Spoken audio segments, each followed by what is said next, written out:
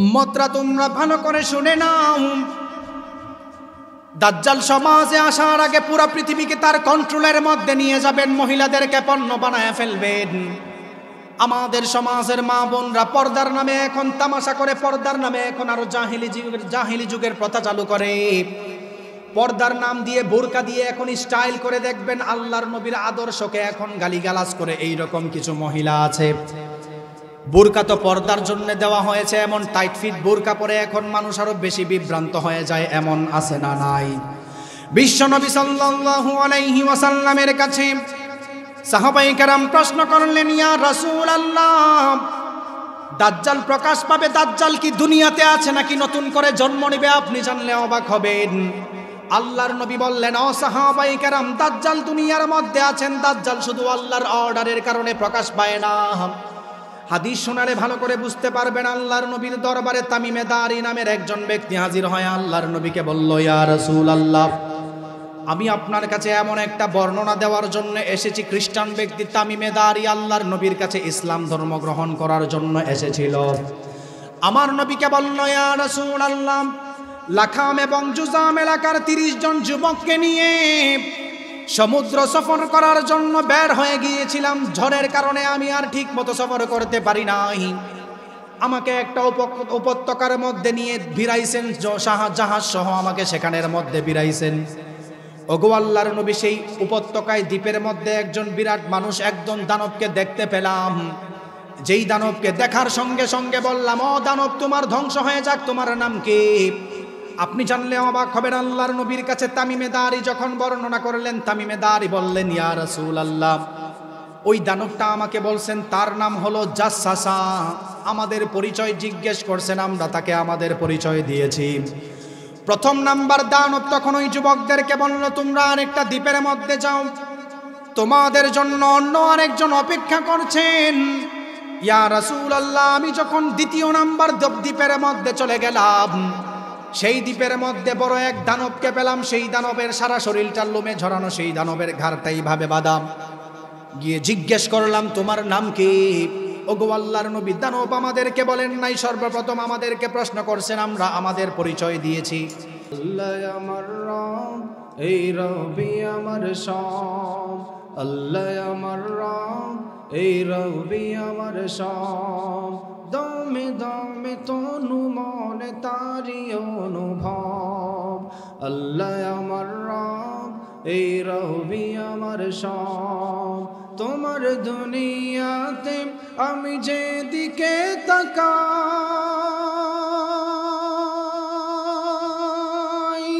অথই নিয়ামতে ডুবে আছি সবাই। তোমার দুনিয়াতে আমি যেদিকে তাকাই, অথই নিয়ামতে ডুবে আছি সবাই। পাক পাখালির সুরে শুনি তাসবিহ কলরব, তাসবিহ কলরব। আল্লাহ আমার রব, এই রবি আমার সব। দমে দমে তনু মনে তারি অনুভব। তোমার মদদ পেলে আমি আর না কিছু চাই।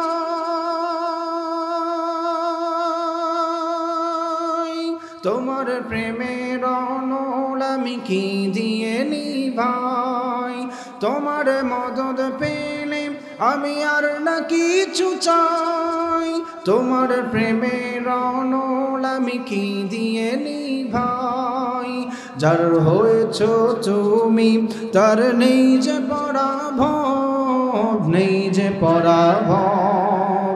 আল্লাহ আমার রব, এই রবি আমার সব। দমে দমে তনু মনে তারি অনুভব। আল্লাহ আমার রব,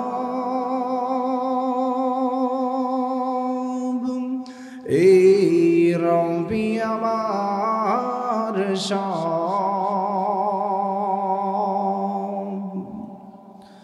আলহামদুলিল্লাহ, ঐতিহ্যবাহী ব্রাহ্মণবাড়িয়া জেলা তিতাসপাড়া আল এহসান ওলামা তোলাবা যুব সংগঠনের উদ্যোগে সকল মুর্দেগানের রুহের মাগফিরাত কামনায় তৃতীয় বার্ষিকী ইসলামী মহাসম্মেলনের সম্মানিত সভাপতি সাহেব, উপস্থিত আছেন আল্লাহর দিন প্রিয়, কোরআন প্রিয়, ইসলাম প্রিয় যুবক ভাইরা, পর্দার অন্তরালের মা ও বোনেরা।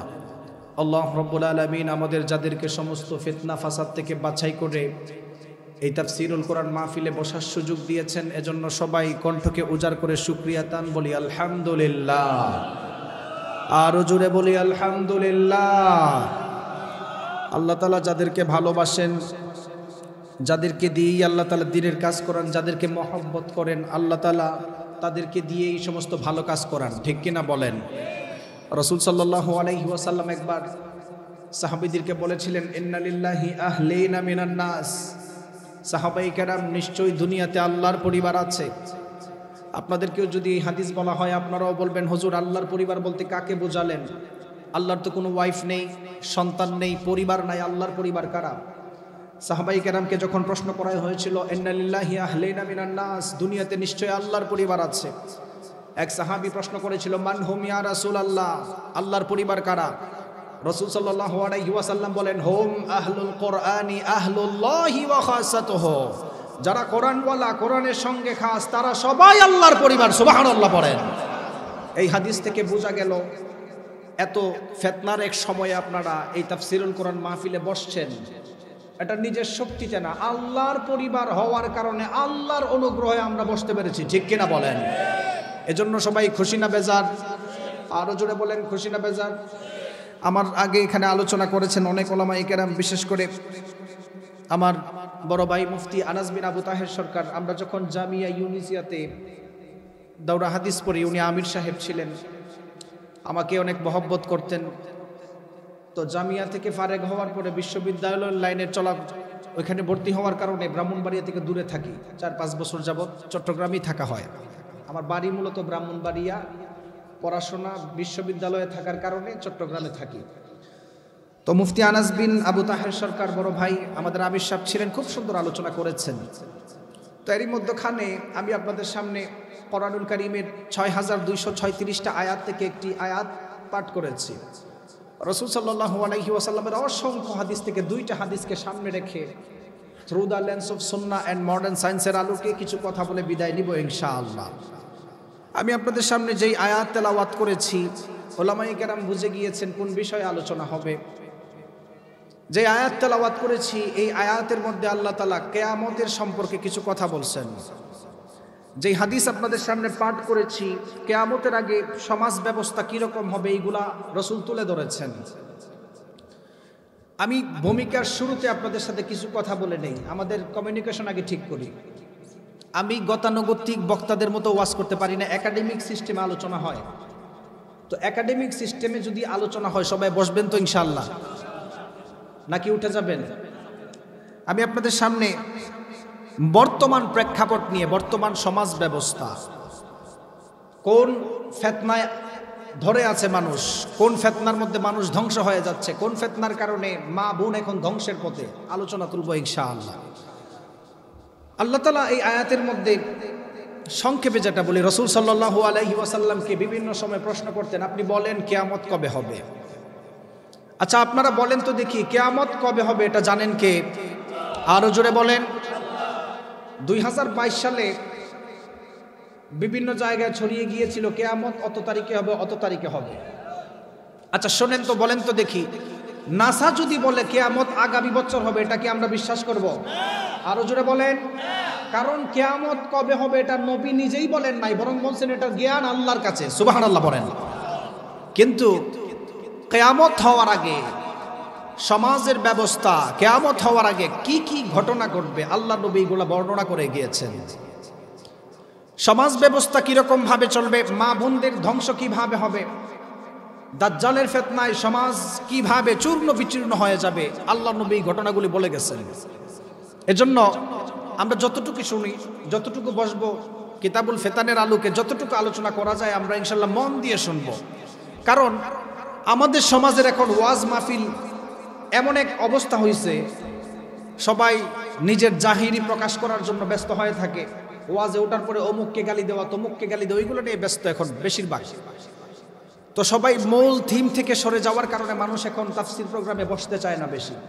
তো যতটুকু কথা বলবো আমি আমার বিষয়ে থেকে কথা বলার চেষ্টা করবো ইনশাআল্লাহ।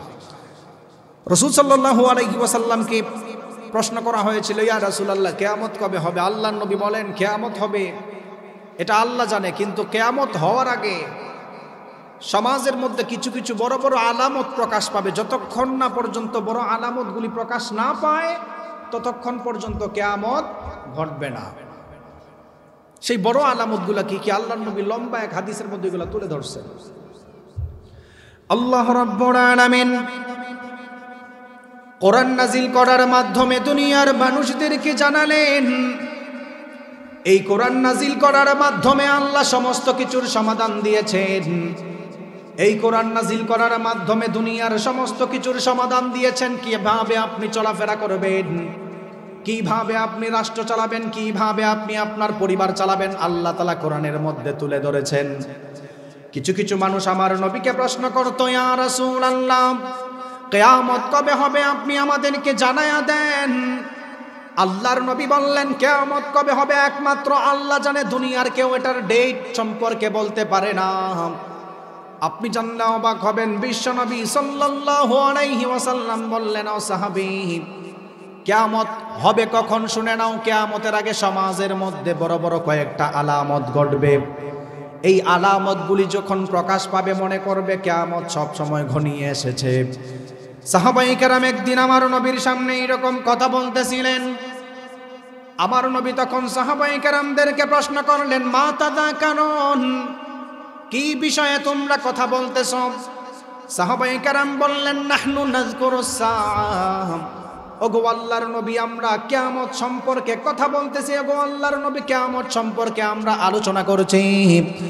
আপনি জানলে অবাক হবেন। বিশ্বনবী সাল্লাল্লাহু আলাইহি ওয়াসাল্লাম তখন সাহাবায়ে কেরামদেরকে জানালেন, ইন্নাহা লান তাকুমা হাত্তা তারাউনা ক্বাবলাহা 10 আয়াত, যতক্ষণ পর্যন্ত না 10টি আলামত প্রকাশ পাবে ততক্ষণ পর্যন্ত কিয়ামত ঘটবে না।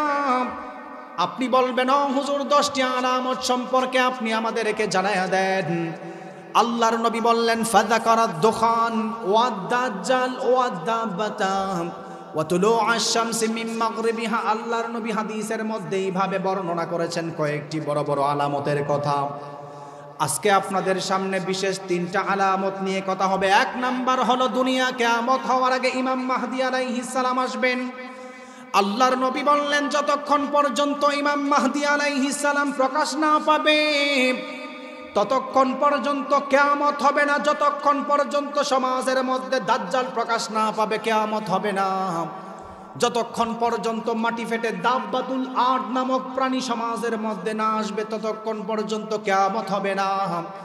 আপনি জানলে অবাক হবেন, আমাদের সমাজের অধিকাংশ মানুষ দাজ্জাল, ইমাম মাহদী আলাইহিস সালাম এবং দাব্বাতুল আরদ সম্পর্কে মানুষ কিছুই জানে না, গবেষণাও করে না। মানুষরা এইগুলা সম্পর্কে ধারণা নাই। আপনি বলবেন, হুজুর ইমাম মাহদী আলাইহিস সালাম না আসা পর্যন্ত কিয়ামত হবে না। ইমাম মাহদী আলাইহিস সালাম যদি দুনিয়ার মধ্যে প্রকাশ পায়, ওনাকে চিনার উপায় কি? আসলেও তো ওনাকে চিনার উপায় কি আমাদের দরকার আছে। কিভাবে চিনবেন? আল্লাহর নবী হাদিসের আলোকে পুরাটা বর্ণনা করেছেন। কেউ যদি নিজেকে ইমাম মাহদী দাবি করে তাকে মানা যাবে না, বরং আল্লাহর নবীর হাদিসের কোটেশন অনুযায়ী যার ভিতরে গুণগুলি পাওয়া যাবে ওই মানুষটাকে ইমাম মাহদী মানব। অন্য কোনো ভণ্ডদেরকে আমরা ইমাম মাহদী মানব না। জোরে বলেন ঠিক কিনা? আমাদের সমাজ এখন এমন একটা ফিতনার মধ্যে পড়ে গিয়েছে। গত বছর পাকিস্তানের একজন যুবক নিজেকে ইমাম মাহদী দাবি করেছেন। যেই কেউ যদি ইমাম মাহদী দাবি করে তাকে ইমাম মাহদী মানা যাবে না, বরং হাদিসের আলোকে শুনে নেন। ইমাম মাহদী আলাইহিস সালামকে চিনার অন্যতম বিশেষ কারণ হলো ইমাম মাহদী আলাইহিস সালামের চেহারার সিস্টেমটা অন্যরকম হবে। ইমাম মাহদী আলাইহিস সালাম যেন পরিবার থেকে আসবেন না। ইমাম মাহদী আলাইহিস সালামের পরিবারের বর্ণনাও হাদিসের মধ্যে আসছেন। ইমাম মাহদী আলাইহিস সালাম কোন বংশ থেকে হবে সেটাও আল্লাহর নবী বর্ণনা করেছেন। ইমাম মাহদী আলাইহিস সালাম কোন সময়ে প্রকাশ পাবেন সেটাও বলেছেন। এক সাহাবী আমার নবীকে বলল, ইয়া রাসূলুল্লাহ ইমাম মাহদী আলাইহিস সালাম কোন জামানার মধ্যে প্রকাশ পাবে? আল্লাহর নবী বললেন, ইয়াখরুজু ফি আখিরিজ জামান, আখিরে উম্মতি, ও সাহাবায়ে কেরাম, ইমাম মাহদী আলাইহিস সালাম আমার শেষ জামানার অর্থাৎ শেষ জামানার উম্মতদের থেকে বের হবেন। সুবহানাল্লাহ। সাহাবী যখন প্রশ্ন করলো, ইয়া রাসূলুল্লাহ, ইমাম মাহদী আলাইহিস সালাম যদি শেষ জামানার মধ্যে বের হয়ে যায়, তাহলে কি ওনার চিনার উপায় কি, ওনাকে চিনার উপায় কি আল্লাহর নবী হাদিসের মধ্যে মানুষদেরকে জানালো। ও সাহাবায়ে কেরাম, যেন তেন ফ্যামিলি থেকে ইমাম মাহদী আলাইহিস সালাম প্রকাশ পাবে না, বরং আমি নবীর বংশ ফাতেমা রাদিয়াল্লাহু তাআলা আনহার বংশ থেকে ইমাম মাহদী আলাইহিস সালাম প্রকাশ পাবেন। সুবহানাল্লাহ। বিশ্বনবী সাল্লাল্লাহু আলাইহি ওয়াসাল্লাম বললেন, আল মাহদিয়ু মিন ইতরাতি মিন আওলাদি ফাতেমা। ও সাহাবায়ে কেরাম, ইমাম মাহদী আমার বংশধর অর্থাৎ ফাতেমার বংশ থেকে হবে। সুবহানাল্লাহ বলেন। তাহলে পাকিস্তানের কোন বংশ থেকে কেউ যদি বের হয় ইমাম মাহদী দাবি করে, তারে মানা যাবে? আর জোরে বলেন। রাসূল সাল্লাল্লাহু আলাইহি ওয়াসাল্লাম বলেন, ইন্না বাইনা ইয়াদাই সাআতি কাযাবিনা ফাহদারহুম। নবী দুনিয়া থেকে যাওয়ার পরে এত পরিমাণ ভণ্ড সমাজের মধ্যে আসবেন, কেউ কেউ নিজেকে নবীও দাবি করবেন। আছে না এরকম?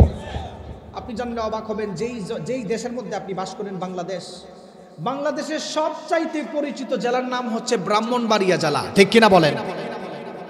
এই ব্রাহ্মণবাড়িয়া জেলা থেকেই সর্বপ্রথম কাদিয়ানির উত্থিত হয়। আপনি জানলে অবাক হবেন, এখনো পর্যন্ত এই কাদিয়ানি নামে কোলাঙ্গার এমন ভাবে গ্রাস করেছেন, মুসলমানদেরকে ধ্বংস করার জন্য নবীর ইজ্জতে আঘাত করে, ঠিক কিনা বলেন?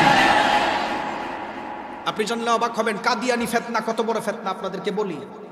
ইন্না বাইনা ইয়াদাই সাআতি কাযাবিনা ফাহদারহুম। মিথ্যাবাদী আসবে, অধিক মিথ্যাবাদী। এই আমাদের বাংলাদেশে শেখ হাসিনার আমলে যখন মায়ানমার থেকে কিছু ভাইদেরকে, রোহিঙ্গা ভাইদেরকে জায়গা দেওয়া হয়েছিল না? আমি কিছুদিন আগে পেকুয়াতে মাহফিল করছি, টেকনাফ, বাংলাদেশের শেষ মাথায় টেকনাফ। দুঃখ লাগছে খুব। সেখানে রোহিঙ্গাদেরকে কাদিয়ানিরা দাওয়াত দিয়ে কাদিয়ান বানাচ্ছে, মুসলিমদেরকে কাদিয়ান বানায় আলাদা আলাদা সেটআপ করতেছে। অচিরেই বাংলাদেশের অবস্থা খুব খারাপ হবে। অধিকাংশ রোহিঙ্গাদেরকে এখন খ্রিস্টান বানানোর পায় তারা চলছে, এবং কাদিয়ানি বানায়া বাংলাদেশের মধ্যে গৃহযুদ্ধ লাগানোর চেষ্টা করতেছেন ইউএসএ, ঠিক কিনা বলেন? বিশ্বনবী সাল্লাল্লাহু আলাইহি ওয়াসাল্লাম বললেন, ইন্না বাইনা ইয়াদাই সাআতি কাযাবিনা ফাহদারহুম। মিথ্যাবাদীর আগমন হবে শেষ জামানার মধ্যে। অন্যতম মিথ্যাবাদী হলো যারা কাদিয়ান নামের কিছু ভণ্ড আছে, দেখবেন শেষ নবীকে নবী মানে না।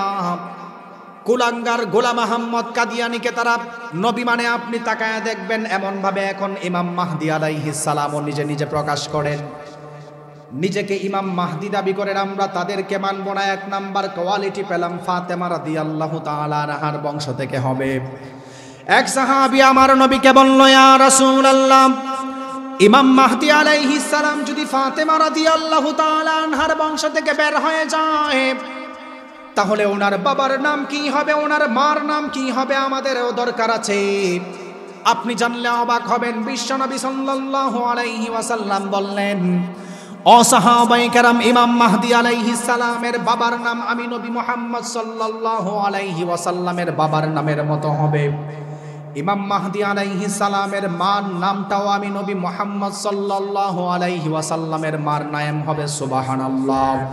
বিশ্বনবী সাল্লাল্লাহু আলাইহি ওয়াসাল্লাম বললেন, ইউআতি ইসমুহু ইসমি ওয়া ইসমু আবি ইসমা আবি।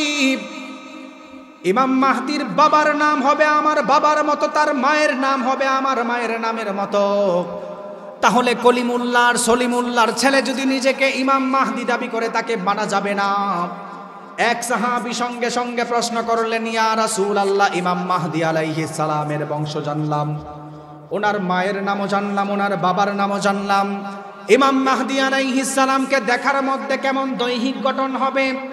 আল্লাহর নবী বললেন, ও সাহাবায়ে কেরাম, ইমাম মাহদী আলাইহিস সালামের দৈহিক গঠনটা কেমন হবে তোমরা শুনে নাও।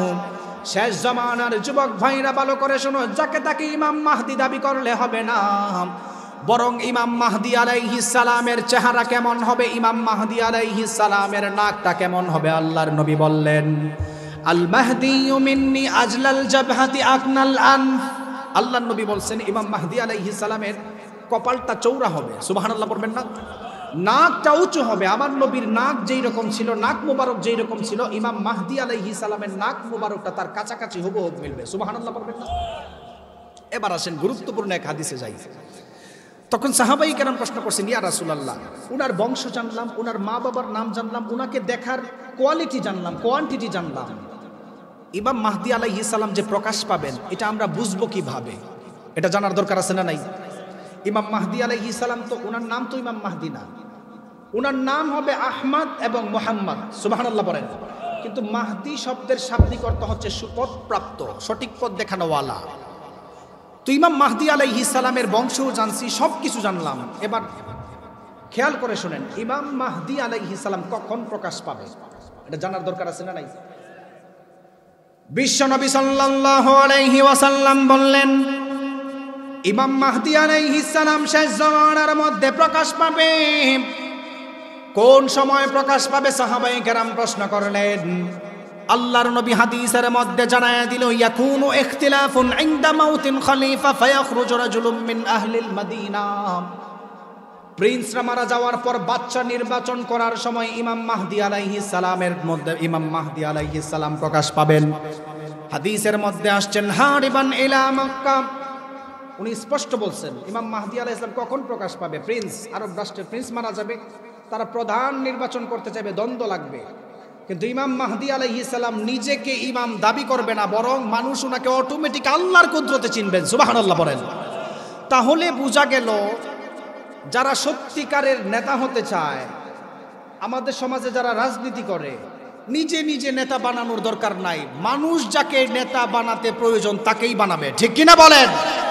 ভালো নেতার কোয়ালিটি হচ্ছে সে নিজে কখনো নিজেকে নেতা দাবি করে না। ইমাম মাহদি আলাইহিস সালাম কখনো নিজেকে এটা প্রকাশ করবে না, কিন্তু আল্লাহর কুদরতে। এবার আসেন নতুন একটা গবেষণা শুনেন। ইমাম মাহদি আলাইহিস সালাম যেই জায়গার মধ্যে প্রকাশ পাবেন, মক্কায় যেখানে প্রকাশ পাবেন, বা সৌদিতে, আপনারা যেটা জানেন, উনাকে হত্যা করার জন্য আমেরিকান সোলজার এবং ইহুদিরা পেট্রো ডলার নামের চুক্তি করেছেন। নাউজুবিল্লাহ বলেন। ইহুদি খ্রিস্টানরা আপনার চাইতে আমার চাইতে বেশি গবেষণা করে, তারাও জানে ইমাম মাহদি আলাইহিস সালাম যদি দুনিয়ার মধ্যে প্রকাশ পায়, সারা পৃথিবীর মুসলিমরা একটা পতাকার মধ্যে চলে আসবে। ঠিক কিনা বলেন? ইহুদিরা এটা বিশ্বাস করে, তারাও জানে ইমাম মাহদি যদি আসে তাদের দিন শেষ। ঠিক কিনা বলেন?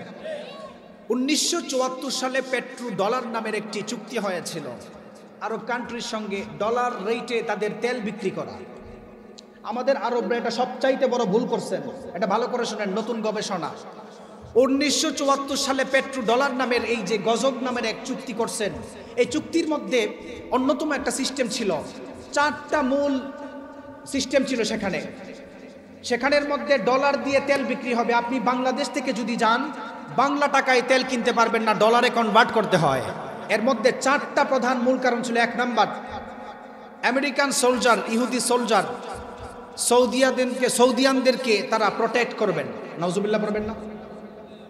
আপনি বলতেছেন হুজুর আপনার এই হাদিসের সঙ্গে পেট্রো ডলারের চিন্তার মিল কি? তারাও জানে ইমাম মাহদি আলাইহিস সালাম যদি প্রকাশ পায়, এক রাতে সারা পৃথিবীর মুসলমানরা এক জায়গায় চলে আসবে এবং ইসলামী খেলাফত কায়েম হবে। ঠিক কিনা বলেন? এই জন্য তারা পেট্রো ডলার নামের ভাউতাবাজি একটা চুক্তি করেছেন 1974 সালে। এর মাধ্যমে মক্কা, মদিনা, সৌদি আরবের বিভিন্ন জায়গায়, আরব কান্ট্রির বিভিন্ন জায়গায় পেট্রো ডলারের চুক্তির নামে ইহুদিদের সোলজার ঢুকাইছেন। বলতেছেন আমরা মক্কা মদিনা পাহারা দিচ্ছি, তোমাদের মুসলিমদেরকে পাহারা দিচ্ছি, অথচ তাদের নিয়ত হচ্ছে ইমাম মাহদি যখন প্রকাশ পাবেন সরাসরি তাকে হত্যা করা। নাউজুবিল্লাহ পড়বেন না? আপনি কি মনে করেন লাল কুকুরের দল কখনো ইমাম মাহদিকে হত্যা করতে পারবেন? বিশ্বনবী সাল্লাল্লাহু আলাইহি ওয়াসাল্লাম বললেন, ইমাম মাহদি আলাইহিস সালাম যখন প্রকাশ পাবে, মানুষগুলো ওনার কাছে জিহাদের বায়াত গ্রহণ করবেন।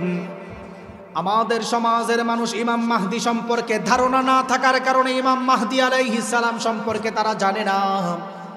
এক সাহাবী আমার নবীকে বলল, ইয়া রাসূলুল্লাহ, ইমাম মাহদি আলাইহিস সালাম সমাজে আসার পরে সমাজের পরিবর্তন কেমন ভাবে হবে, এবং খেলাফত যদি কায়েম হয় কতটুকু পর্যন্ত খেলাফত কায়েম হবে?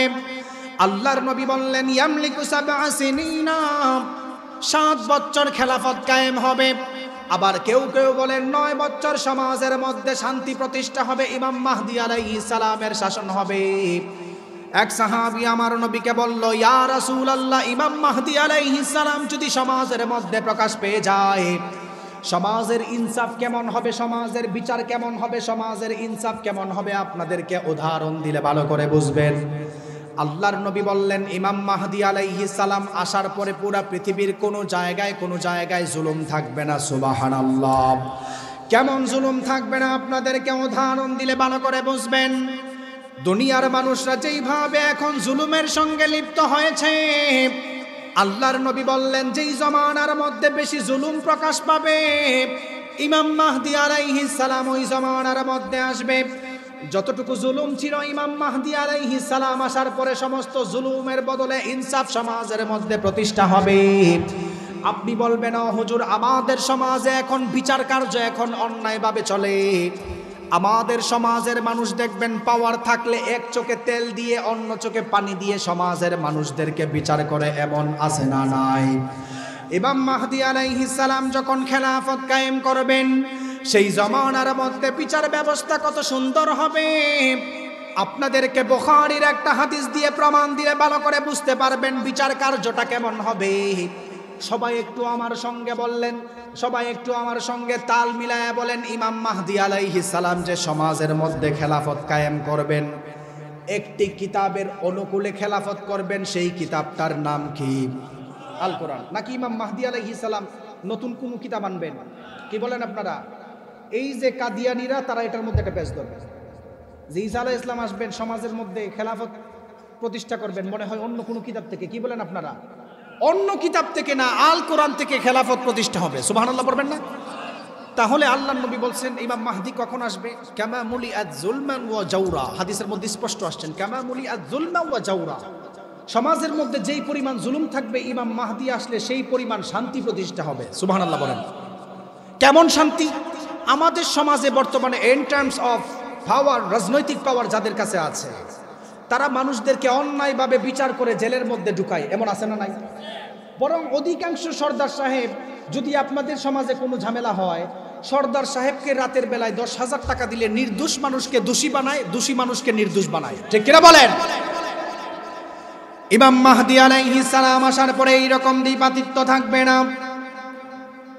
আল্লাহর নবীর জমানায় এমন হয়েছিল, আল্লাহর নবী যখন রাষ্ট্রপ্রধান ছিলেন, আল্লাহর নবী যখন রাষ্ট্র চালাতেন, কখনো এক চোখে তেল আর এক চোখে পানি দিয়ে বিচার করতেন না। আল্লাহর নবীর আদর্শে যেহেতু ইমাম মাহদী আলাইহিস সালাম সমাজ প্রতিষ্ঠা করবেন, তাহলে বুখারীর একটা হাদিস ভালো করে শুনে নেন, যেই হাদিসটা আমাদের সমাজের সঙ্গে মহামারীর মতো মিলে গিয়েছে, আমাদের সমাজের মধ্যে মিলে গিয়েছে। আল্লাহর নবীর জমানায় একটা বড় ঘটনা ঘটেছিল। আহাম্মাতুহুমুল মারআতুল মাখজুমিয়াতুল্লাতী সারাকাত। আল্লাহর নবীর জমানায় বড় ফ্যামিলির মহিলা চুরি করেছিল, বনু মাখজুমি গোত্রের বড় ফ্যামিলির মহিলা চুরি করেছিল। এলাকার মানুষ চিন্তা করতেছেন, বড় ফ্যামিলির মানুষ চুরি করেছেন, আল্লাহর নবীর কাছে যদি বিচার নিয়ে যাওয়া হয়, আমার নবী তো ইনসাফের বিচার করে, আমার নবী তো ইনসাফওয়ালা নবী, আমার নবী বড় ছোট ফ্যামিলি দেখবে না, চুরি করার কারণে হাত কেটে দিবেন, ঠিক কিনা? আমার নবী কখনো এক চোখে তেল আরেক চোখে পানি দিয়ে বিচার করতেন না। এটা আপনাদের এই তিতাসপাড়াতেও দেখবেন, ব্রাহ্মণবাড়িয়াতেও দেখবেন। উচ্চ ফ্যামিলির মানুষ যদি কোনো অন্যায় করে, সর্দার সাহেব বিচার করতে চায় না, আছে না নাই? দুঃখজনক বিষয় হচ্ছে, শেষ জমানার মধ্যে বাংলাদেশ নয়, সারা পৃথিবীতে আমরা দেখেছি, কোট টাই পরে সংসদের মধ্যে বসে আমাদের সম্পত্তি পাচার করে বাহিরে তাদের বিচার করতে পারে না, ঠিক কিনা বলেন? এরকম কুলাঙ্গার সমাজে আছে না নাই? যারা নেতা সাহেব আছেন ভালো করে শুনেন, যারা নতুন সংসদে যাবেন ভালো করে শুনেন, মনে রাখবেন, আপনাদের আগের স্বৈরাচার মানুষদের উপর জুলুম করার কারণে ভারত পর্যন্ত পালাইতে পারছে। নতুন করে যদি আবার কেউ স্বৈরাচারের ভূমিকা নিতে চায়, ভারত পর্যন্ত যেতে দেওয়া হবে না, ঠিক কিনা বলেন? খুব হিসাব করে সংসদ চালাবেন। আল্লাহর নবী কেমন চালাইছেন এটা ভালো করে শুনেন। বিশ্ব নবী সাল্লাল্লাহু আলাইহি ওয়াসাল্লামের জমানায় যখন ঘটনা ঘটেছে, এলাকার মানুষ চিন্তায় পড়ে গেল, আল্লাহর নবী তো হাত কেটে দিবে। তখন সাহাবায়ে কেরামরা, এলাকার মানুষরা চিন্তা করলো আল্লাহর নবীর কাছে কিভাবে বলা যায়। সাহাবায়ে কেরাম চিন্তায় পড়ে গেলেন।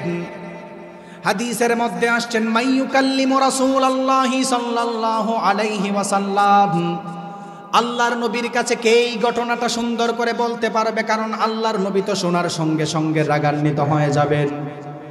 হাদিসের মধ্যে আসছেন, ওয়া মাইয়াজতারিউ আলাইহি ইল্লা উসামা ইবনে যায়েদ হিব্বু রাসূলিল্লাহ, উসামা ইবনে যায়েদ রাদিয়াল্লাহু তাআলা আনহুকে আল্লাহর নবী অধিক ভালোবাসতেন। এলাকার মানুষরা উসামা ইবনে যায়েদ রাদিয়াল্লাহু তাআলা আনহুর কাছে হাজির হয়ে গেল। উসামা ইবনে যায়েদ রাদিয়াল্লাহু তাআলা আনহুকে বললেন, ও উসামা, এলাকার সবচাইতে বড় ফ্যামিলির মহিলা চুরি করেছে। আল্লাহর নবীর কাছে যদি বিচার দেওয়া হয় তাহলে তো আল্লাহর নবী হাত কেটে দিবে, বংশের উপর বড় দাগ লেগে যাবে। তার বিচারটা কোনোভাবে কমানো যায় কিনা?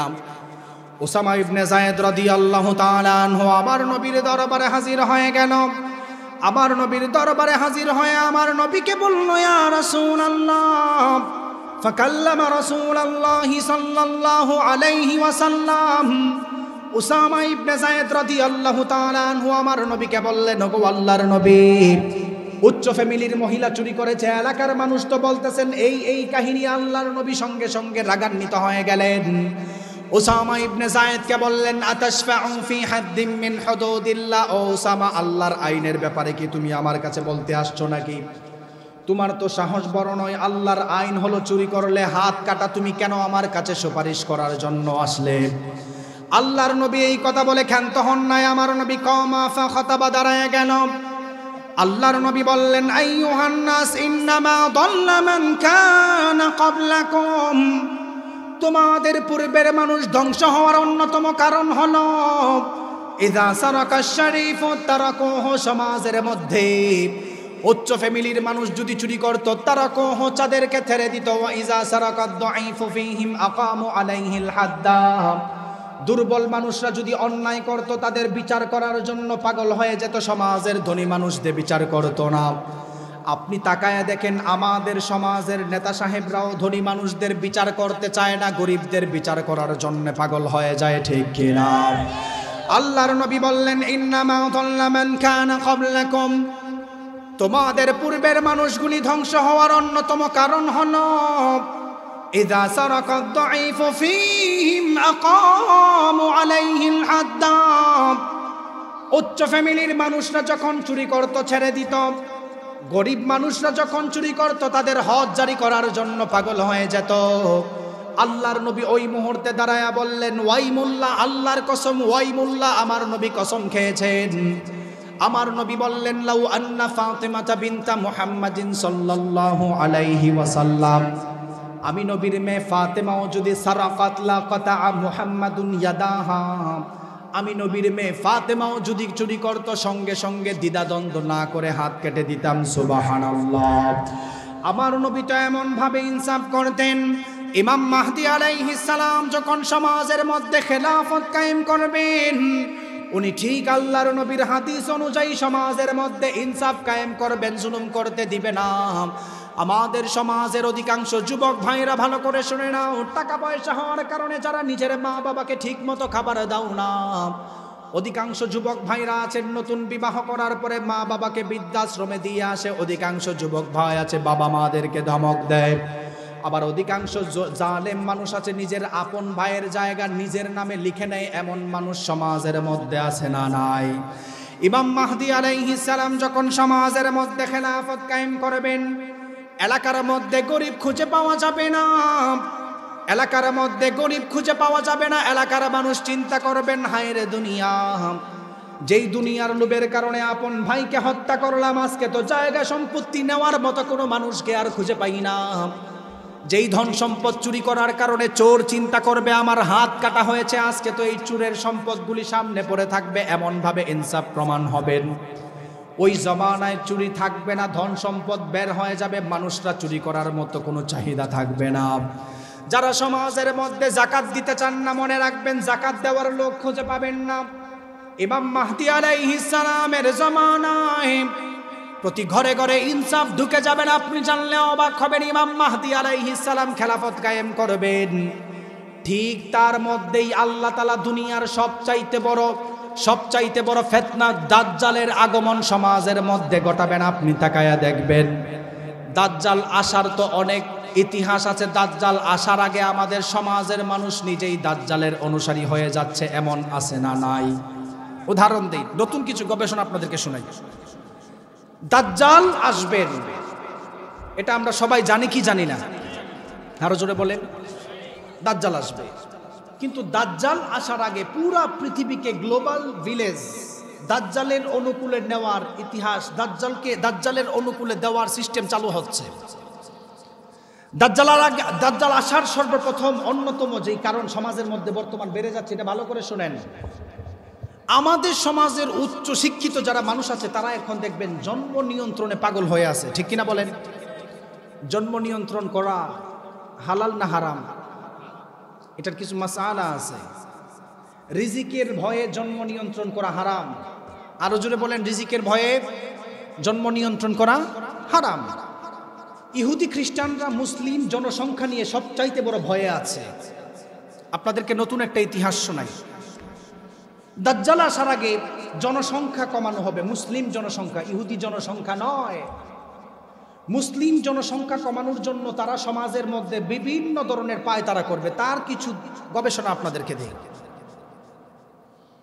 ইহুদি এবং আমেরিকার ইউএসএ, যাদেরকে আপনারা সবচাইতে শক্তিশালী ভাবেন, তারা মুসলিমদের উপর গবেষণা করে দেখছেন মুসলিমরা তো নবীর হাদিস অনুযায়ী বেশি বেশি বাচ্চা জন্মদানে বেশি আগ্রহী, ঠিক কিনা বলেন?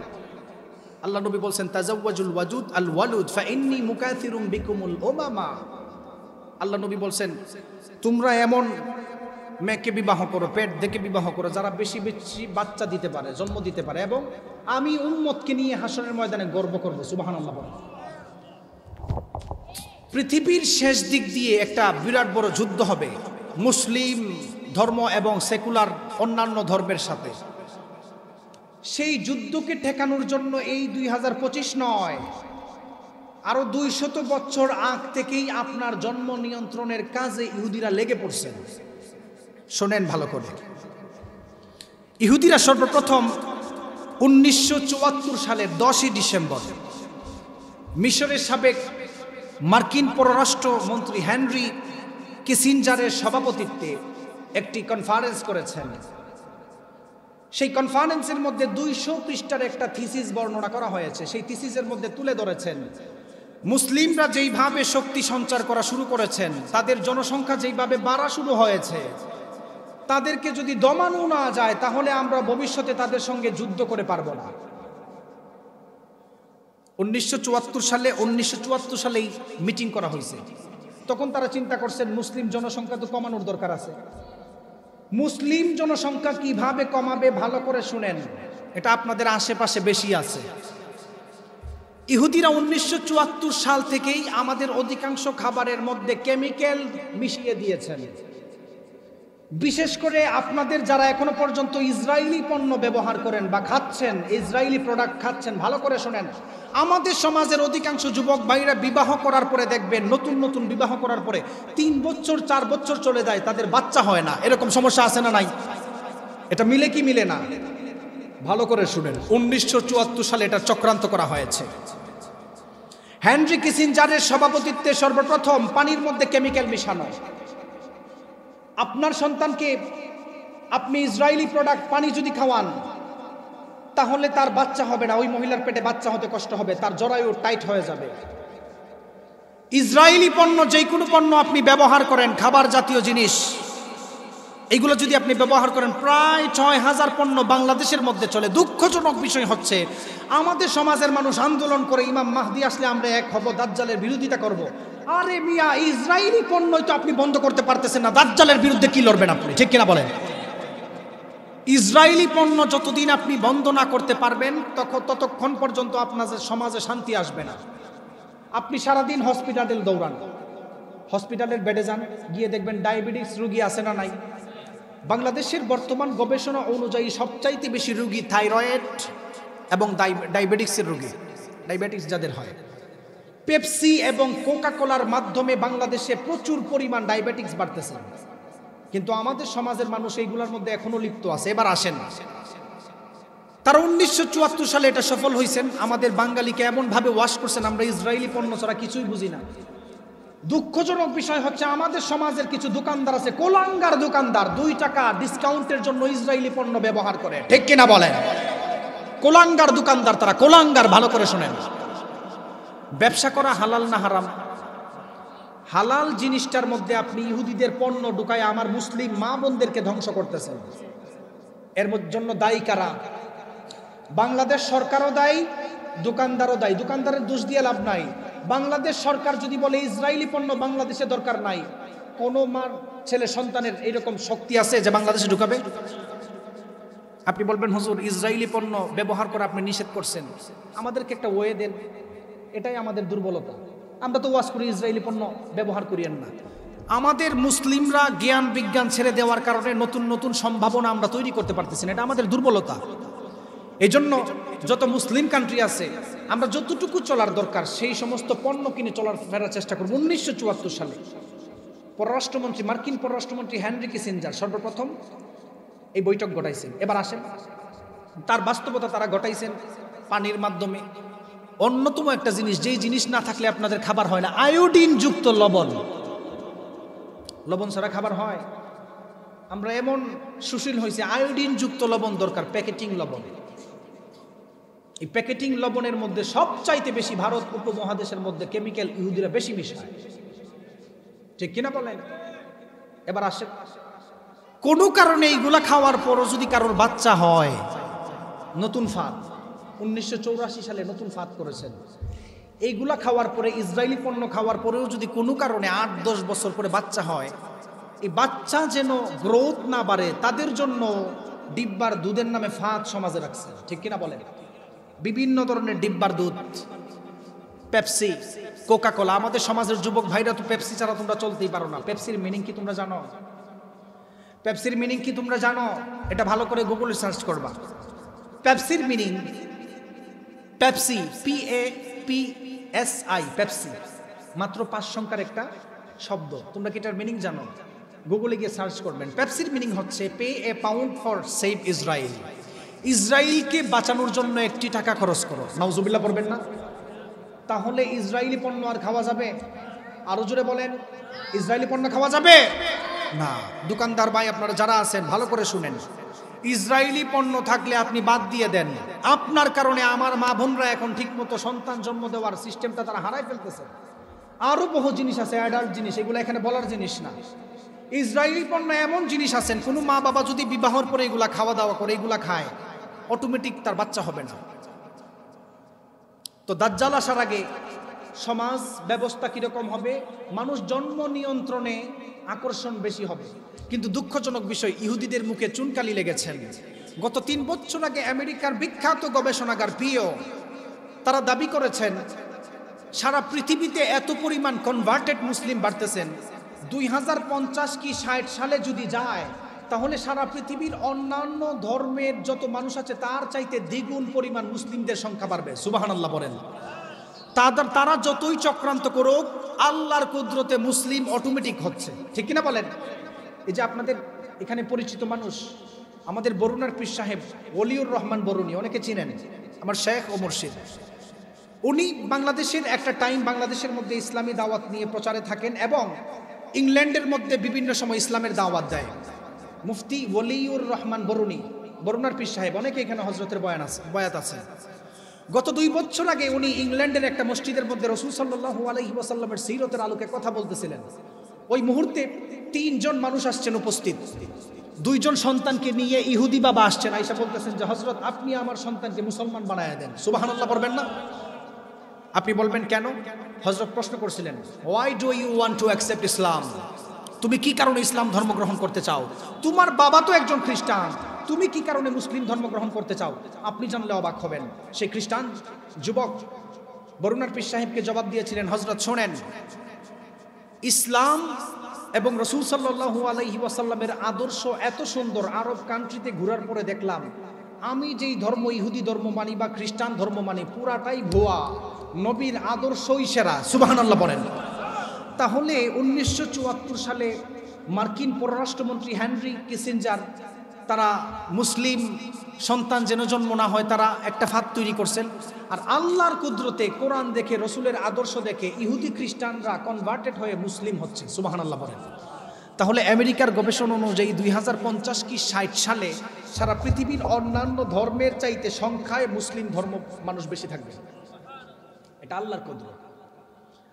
বিশ্বনবী সাল্লাল্লাহু আলাইহি ওয়াসাল্লামের কাছে সাহাবায়ে কেরাম প্রশ্ন করলেন, ইয়া রাসূলুল্লাহ, দুনিয়া ধ্বংস হওয়ার সবচাইতে বড় আলামত কি? আল্লাহর নবী বললেন, দাজ্জাল যখন সমাজের মধ্যে প্রকাশ পাবে। এক সাহাবী প্রশ্ন করল, ইয়া রাসূলুল্লাহ, দাজ্জালকে চিনার উপায় কি? দাজ্জাল দেখতে কেমন হবে? দাজ্জাল দুনিয়াতে আছে কিনা আমাদেরকে জানায়া দেন। আপনাদের মধ্যে অনেক যুবক ভাইরা প্রশ্ন করতে পারেন, ও হুজুর, দাজ্জাল কি নতুন করে জন্ম নিবে নাকি? দাজ্জাল কোথায় আছে এবং দাজ্জালের দৈহিক গঠন কেমন হবে আমাদের জানার দরকার আছে না নাই? একটু মনোযোগটা এইদিকে দেন, শোনেন। প্রত্যেক দিন তো আর ওয়াজ হয় না। দাজ্জাল দেখতে কি রকম হবে, দাজ্জাল কোথায় আছে, দাজ্জালের দৈহিক গঠন কেমন হবে, তার ফিতনা কেমন হবে, এগুলো জানার দরকার আছে না নাই? দাজ্জাল সমাজে আসার আগে সর্বপ্রথম ফিতনা হবে আমাদের মা বোন অবলা নারীদেরকে রাস্তায় উলঙ্গ করে নামানোর চেষ্টা করবে, ঠিক কিনা বলেন? উদাহরণ দিই, ভালো করে শুনেন। দাজ্জাল সমাজের আগে মা বোনদেরকে দিয়ে ফাঁদ তৈরি করবেন, আমাদের মা বোনদেরকে পণ্য আকারে সমাজের মধ্যে পেশ করার চেষ্টা করবেন। সমাজের কিছু উচ্চ শিক্ষিত মানুষ আছে, সমান অধিকারের নামে উলঙ্গ করে আমার মা বোনদেরকে রাস্তায় নামাতে চায়, এরকম কুলাঙ্গার আছে না নাই? এরা দাজ্জালের অনুসারী, ঠিক কিনা বলেন? আমেরিকার বিখ্যাত একজন প্রেসিডেন্ট ছিল ডিকে চেনি। যুবক ভাইরা যারা পড়াশোনা করেন তারা জানেন ডিকে চেনি। সর্বপ্রথম সে এই সিস্টেমটা তৈরি করছিল, মহিলাদেরকে পণ্য আকারে কিভাবে সমাজের মধ্যে অ্যাট্রাকশন করে যুবকদেরকে নেওয়া যায়। যুবকরা তো মেয়েদেরকে দেখলেই হুমড়ি খেয়ে পড়ে। এই জন্য আপনি তাকায় দেখেন, ব্রাহ্মণবাড়িয়ার মানুষ যেহেতু, শোনেন উদাহরণ দেই, ব্রাহ্মণবাড়িয়ার বড় বড় শোরুমের মধ্যে যাওয়ার পরে দেখবেন মোবাইল কিনতে গেলে সেখানে এখন যুবক ইয়াং মেয়েদেরকে রিসিপশনে রাখে কি রাখে না? আপনারা মনে দেখেন নাই? হ্যাঁ, আপনাদের এখানে সবচাইতে বড় ব্র্যান্ড, যে ব্র্যান্ড, এই যে লুবনান রিচম্যান, আমি নাম বলতেছি, শুনেন। আমি গেছি ব্লেজার কেনার জন্য, এক মেয়ে আইসা আমার ব্লেজার পরে দিয়েছেন, স্যার এটা পরেন, এটা ফিটিং থাকলে আপনাকে আমি পার্সেল দিয়ে দিই। আপনি তো চিন্তা করতে পারতেছেন যে আমার মেয়ে চাকরি করতেছে, ঠিক আছে, আপনার মেয়ে চাকরি করবে শরীয়তের আইন অনুযায়ী। কিন্তু বর্তমানে যে ট্র্যাডিশন চালু হয়েছে, নারীদেরকে দাজ্জালের ফাঁদে ফালানোর জন্য এখন নিউজ প্রেজেন্টার এবং দোকানের সামনে দাঁড় করায়, ঠিক কিনা বলেন? দাজ্জালের অন্যতম ফাঁদ। দ্বিতীয় নম্বর ফাঁদ হচ্ছে নিউজ পড়াবে যুবক ভাইরা এবং পুরুষরা পড়বে না, অধিকাংশ মহিলাদেরকে দিয়ে নিউজ পড়ায়, আছে না না এরকম? নতুন গবেষণায় দেখা গেছে, ইব্রাহিম দাউদি বলেছেন, অধিকাংশ মহিলারা যখন নিউজ পড়ে তাদের কালামের মধ্যে, কথার মধ্যে জাদু করা হয়। নাউজুবিল্লাহ পড়বেন না? দাজ্জাল সমাজে আসার আগে বইয়ের মধ্যে পর্যন্ত শিরিক থাকবেন, জাদু থাকবেন। আপনি বলবেন, হুজুর এখন কি বলতেছেন এই কথা, এটা তো মিলতেছে না। দাজ্জাল সমাজের আগে এমন কিছু জিনিস পাঠ্যপুস্তকের মধ্যে লেখা হবে যেইগুলা পড়ার মাধ্যমে অটোমেটিক আপনি সেহেরের আওতাভুক্ত পড়ে যাবেন। বিশ্ব নবী সাল্লাল্লাহু আলাইহি ওয়াসাল্লাম বললেন, উম্মতরা তোমরা ভালো করে শুনে নাও, দাজ্জাল সমাজে আসার আগে পুরো পৃথিবীকে তার কন্ট্রোলের মধ্যে নিয়ে যাবেন, মহিলাদেরকে পণ্য বানায় ফেলবেন। আমাদের সমাজের মা বোনরা পর্দার নামে এখন তামাশা করে, পর্দার নামে এখন আরো জাহিলি যুগের প্রথা চালু করে। পর্দার নাম দিয়ে, বোরকা দিয়ে এখন স্টাইল করে, দেখবেন আল্লাহর নবীর আদর্শকে এখন গালিগালাজ করে। এই রকম কিছু মহিলা আছে। বোরকা তো পর্দার জন্য দেওয়া হয়েছে, এমন টাইট ফিট বোরকা পরে এখন মানুষ আরো বেশি বিভ্রান্ত হয়ে যায়, এমন আছে না নাই? বিশ্ব নবী সাল্লাল্লাহু আলাইহি ওয়াসাল্লামের কাছে সাহাবায়ে কেরাম প্রশ্ন করলেন, ইয়া রাসূলুল্লাহ, দাজ্জাল প্রকাশ পাবে, দাজ্জাল কি দুনিয়াতে আছে নাকি নতুন করে জন্ম নেবে? আপনি জানলে অবাক হবেন। আল্লাহর নবী বললেন, ও সাহাবায়ে কেরাম, দাজ্জাল দুনিয়ার মধ্যে আছেন, দাজ্জাল শুধু আল্লাহর অর্ডারের কারণে প্রকাশ পায় না। হাদিস শোনালে ভালো করে বুঝতে পারবেন। আল্লাহর নবীর দরবারে তামিমে দারি নামের একজন ব্যক্তি হাজির হয়, আল্লাহর নবীকে বলল, ইয়া রাসূলুল্লাহ, আমি আপনার কাছে এমন একটা বর্ণনা দেওয়ার জন্য এসেছি। খ্রিস্টান ব্যক্তি তামিমে দারি আল্লাহর নবীর কাছে ইসলাম ধর্ম গ্রহণ করার জন্য এসেছিল। আমার নবীকে বলল, ইয়া রাসূলুল্লাহ, লাখাম এবং জুজাম এলাকার 30 জন যুবককে নিয়ে সমুদ্র সফর করার জন্য বের হয়ে গিয়েছিলাম। ঝড়ের কারণে আমি আর ঠিক মতো সফর করতে পারি নাই। আমাকে একটা উপত্যকার মধ্যে নিয়ে ভিড়াইছেন, জাহাজ সহ আমাকে সেখানের মধ্যে ভিড়াইছেন। ওগো আল্লাহর নবী, সেই উপত্যকায় দ্বীপের মধ্যে একজন বিরাট মানুষ, একজন দানবকে দেখতে পেলাম। যেই দানবকে দেখার সঙ্গে সঙ্গে বললাম, ও দানব, তোমার ধ্বংস হয়ে যাক, তোমার নাম কি? আপনি জানলে অবাক হবেন, আল্লাহর নবীর কাছে তামিমে দারি যখন বর্ণনা করলেন, তামিমে দারি বললেন, ইয়া রাসূলুল্লাহ, ওই দানবটা আমাকে বলছেন তার নাম হলো জাসসাসা। আমাদের পরিচয় জিজ্ঞেস করছেন, আমরা তাকে আমাদের পরিচয় দিয়েছি। প্রথম নাম্বার দানব তখন ওই যুবকদেরকে বলল, তোমরা আরেকটা দ্বীপের মধ্যে যাও, তোমাদের জন্য অন্য আরেকজন অপেক্ষা করছেন। ইয়া রাসূলুল্লাহ, আমি যখন দ্বিতীয় নাম্বার দ্বীপের মধ্যে চলে গেলাম, সেই দ্বীপের মধ্যে বড় এক দানবকে পেলাম। সেই দানবের সারা শরীরটা লোমে ঝরানো, সেই দানবের ঘাড়টা এইভাবে বাদাম। গিয়ে জিজ্ঞেস করলাম, তোমার নাম কি? ওগো আল্লাহর নবী, দানব আমাদেরকে বলেন নাই, সর্বপ্রথম আমাদেরকে প্রশ্ন করছেন, আমরা আমাদের পরিচয় দিয়েছি এবং আমাদেরকে 4টা প্রশ্ন করেছেন। 4টা প্রশ্ন বলার সঙ্গে সঙ্গে দানব নিজেই উত্তর দেওয়া শুরু করেছেন। আমরা একটু অবাক হলাম। আমার নবী তখন তামিমে দারিকে বললেন, ও তামিমে দারি, দ্বিতীয় নাম্বার দানব তোমাদেরকে কি প্রশ্ন করেছে? নাম্বার 1 প্রশ্ন হলো, 1 নাম্বার হলো তাবারিয়া নদীর মধ্যে এখনো কি পানি আছে? দ্বিতীয় নাম্বার দানব যখন তামিমে দারিকে বলল, তাবারিয়া নদীর মধ্যে এখনো পানি আছে নাকি, তুমি আমাদেরকে বলো। তামিমে দারি বলল, তাবারিয়া নদীর মধ্যে প্রচুর পানি আছে। ওই দানব বলল, অদূর ভবিষ্যতে তাবারিয়া নদীর মধ্যে পানি থাকবে না। দ্বিতীয় নাম্বার প্রশ্ন করেছেন, জুগার ঝরনায় কি এখনো পানি আছে নাকি? তামিমে দারি বলল, জুগার ঝরনায় এখনো পানি আছে। দানব তখন বলল, ও যুবক, জুগার ঝরনায় অদূর ভবিষ্যতে পানি থাকবে না। তৃতীয় নাম্বার প্রশ্ন করেছেন, ইয়া রাসূলুল্লাহ, বাইসান গোত্রের খেজুর গাছে এখনো কি খেজুর ধরে নাকি, আমাকে জানাও তো দেখি। তামিমে দারি ওই দানবকে বলল, খেজুর গাছের মধ্যে অধিক খেজুর ধরে। দানব বলল, ও যুবক ভাই, অদূর ভবিষ্যতে বাইসান গোত্রের খেজুর গাছের মধ্যে খেজুর ধরবে না। এবং নবী যে হিজরত করেছেন, যেই এলাকায় হিজরত করেছেন, তারা নবীকে গ্রহণ করেছে কিনা সেটা তুমি আমাকে জানাও। তামিমে দারি তখন ওই দানবকে বলল, হ্যাঁ, তারা নবীকে গ্রহণ করেছেন। ওই দানব তখন ওই যুবকদেরকে বলল, যুবক ভাই, যেই সমস্ত মানুষ বিশ্বনবী সাল্লাল্লাহু আলাইহি ওয়াসাল্লামকে, যেই সমস্ত মানুষ বিশ্বনবী সাল্লাল্লাহু আলাইহি ওয়াসাল্লামকে মেনে নিয়েছে, ওই সমস্ত মানুষ সফল কাম, যারা নবীকে কষ্ট দিয়েছে তাদের জন্য দুর্দিন রয়েছে। আপনি জানলে অবাক হবেন, 4টা প্রশ্নের জবাব দেওয়ার পর ওই দানব বলতেছেন, আমার নাম হলো মাসিহুদ দাজ্জাল, আমি অদূর ভবিষ্যতে মানুষদের সামনে প্রকাশ পাবো, আমি হলাম দাজ্জাল। নবীর কাছে এই ঘটনা যখন বলছেন, আপনি জানলে অবাক হবেন। আল্লাহর নবী তখন সাহাবায়ে কেরামদেরকে বলতেছেন, সাহাবায়ে কেরাম শোনো, তামিমে দারির এই বর্ণনা থেকে বোঝা যায় দাজ্জাল দুনিয়াতে আছে, মাত্র প্রকাশ পাওয়া বাকি। ঠিক কিনা বলেন? তাহলে বোঝা গেল দাজ্জাল দুনিয়ার মধ্যে আছে, কিন্তু প্রকাশ পাওয়া বাকি। এখন দাজ্জাল দেখতে কিরকম হবে আমাদের জানার দরকার আছে না নাই? আরো জোরে বলেন। বিশ্বনবী সাল্লাল্লাহু আলাইহি ওয়াসাল্লামকে বললেন, দাজ্জালের দৈহিক গঠন কেমন হবে? আল্লাহর নবী হাদিসের মধ্যে মানুষদেরকে জানানো, ইন্নাল্লাহা লা ইয়াখফা আলাইকুম ইন্নাল্লাহা তাআলা লাইসা বিআওয়ার। ও সাহাবায়ে কেরাম, আমাদের রব অন্ধ নয়, আমাদের রব অন্ধ নয়, কিন্তু দাজ্জাল দুনিয়ার মধ্যে আসার পর নিজেকে রব দাবি করবে। ওই দাজ্জালের একটা চোখ কানা হবে। আল্লাহর নবী হাদিসের মধ্যে জানানো, ওয়া ইন্নাল মাসিহাদ দাজ্জাল আ'ওয়ার, দাজ্জালের একটা চোখ অন্ধ থাকবে। আল্লাহর নবী বললেন, কেমন অন্ধ থাকবেন? আইনাবাতুন তাফিয়া, আঙ্গুর ফলের মতো চোর, তাতে একটা চোখ বন্ধ থাকবেন। আল্লাহর নবী বললেন, সে নিজেকে রব দাবি করবে, কিন্তু অন্ধ অক্ষম মানুষদের উপর জুলুম করবে। মনে রাখবেন, দাজ্জাল মানুষদের উপর এমন পরিমাণ জুলুম শুরু করে দিবেন, পুরা দুনিয়াটাকে ধ্বংস করে দিবেন। আল্লাহর নবী এই কথা বলছেন। 1 নাম্বার হচ্ছে, দাজ্জাল যখন আসবেন, এটা কি অফ হয়ে গেল নাকি?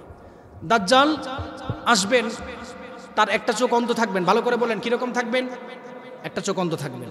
সে মানুষদের উপর জুলুম করবেন।